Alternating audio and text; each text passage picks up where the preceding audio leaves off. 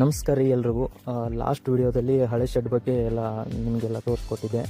ಅದರಲ್ಲಿ ಹೇಳಿದ್ದೆ ಹೊಸ ಶೆಡ್ ಮಾಡ್ತಾಯಿದ್ದೀವಿ, ಅದರದ್ದೆಲ್ಲ ಏನೇನು ಕಾಸ್ಟ್ ಆಗುತ್ತೆ, ಏನೇನು ಮಟೀರಿಯಲ್ ತರಿಸ್ತೀವಿ ಅಂತ ಎಲ್ಲ ಇನ್ಫಾರ್ಮೇಷನ್ ಶೇರ್ ಮಾಡ್ತೀನಿ ಪ್ರತಿಯೊಂದು ಅಂತ ಹೇಳಿದ್ದೆ.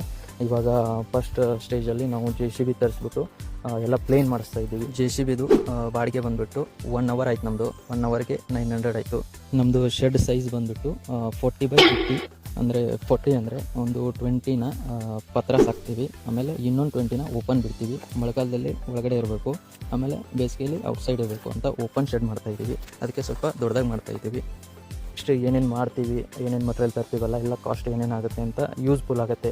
ಮೇಕೆ ಯಾರು ಶೆಡ್ ಮಾಡ್ತೀನಿ ಅಂತಿರಲ್ಲ ಅವರಿಗೆಲ್ಲ ಯೂಸ್ಫುಲ್ ಆಗಲಿ ಅಂತ ವಿಡಿಯೋ ಅಪ್ಲೋಡ್ ಮಾಡ್ತಾಯಿದ್ದೀನಿ. ನನ್ನ ಯೂಟ್ಯೂಬಲ್ಲೂ ಇರುತ್ತೆ, ಆಮೇಲೆ ಇನ್ಸ್ಟಾಗ್ರಾಮಲ್ಲೂ ಇರುತ್ತೆ, ಫೇಸ್ಬುಕ್ಕಲ್ಲೂ ಅಪ್ಲೋಡ್ ಮಾಡ್ತೀನಿ. ಹೋಗಿ ಚೆಕ್ ಮಾಡ್ಕೊಳ್ಳಿ. ಲಾಸ್ಟಲ್ಲಿ ಫುಲ್ ವಿಡಿಯೋ ಒಂದು ಹಾಕ್ತೀನಿ, ಯಾವ ಥರ ನಮ್ಮ ಶೆಡ್ ಆಯಿತು ಅಂತ. ಅಲ್ಲಿವರೆಗೂ ಹಂತವಾಗಿ ಏನೇನು ಮಟೀರಿಯಲ್ ತರ್ತೀವಿ, ಎಷ್ಟು ಕಾಸ್ಟ್ ಆಯಿತು ಅಂತ ಎಲ್ಲ ಇನ್ಫಾರ್ಮೇಷನ್ನ ಶೇರ್ ಮಾಡ್ತೀನಿ. ಎಲ್ಲ ವಿಡಿಯೋನ ಕೊನೆವರೆಗೂ ನೋಡಿ, ಸಪೋರ್ಟ್ ಮಾಡಿ, ಸಬ್ಸ್ಕ್ರೈಬ್ ಮಾಡಿ. Thank you.